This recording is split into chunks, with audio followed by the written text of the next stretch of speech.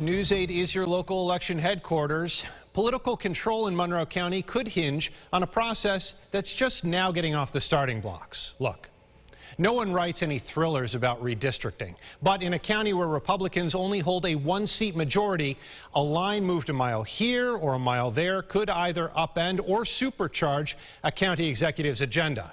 Tonight, a meeting to get things started, and as expected, it was met with partisan rancor.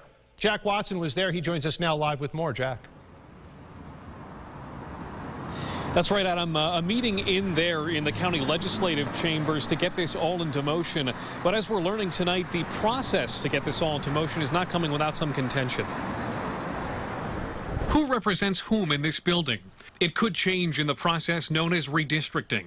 Today, a meeting to set the table for public discussion about what a new map could look like. We need to make sure we hear from people and we listen to them, and it matters. Right now, I don't think we're going to be seeing that. Joshua Barth is a Democratic county lawmaker. He's a member of this redistricting committee sent to consider changes to the map.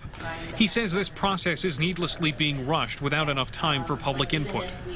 This is probably the most important thing that's going to happen this year in Monroe County, and we're not only rushing through it, we've made it so that this commission, which is supposed to be doing the process, isn't actually going to meet to do the work.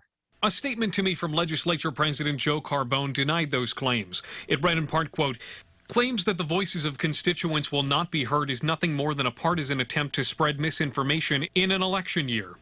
It's hard to undersell the importance of the process, but how much will the map actually change?" I would anticipate that the lines don't look a tremendous amount different than they do now, but you know, it'll be determined when they're finalized. Republican Board of Elections Commissioner Lisa Nicolay also sits on the committee. She says because of the lack of any major population changes, the change you'll see on the map might not be big.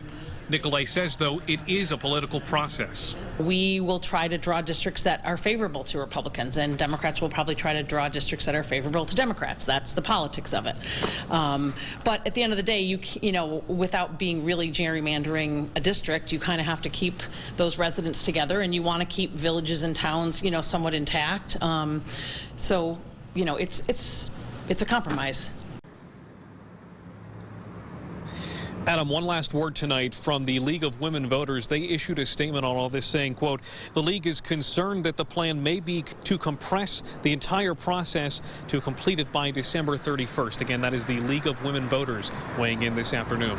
We are live in Rochester. Jack Watson, News 8. All right, Jack, thank you for that report. By the way, the hearings will take place October 13th through the 15th, and we have the locations of each public comment meeting over on our website right now, rochesterfirst.com.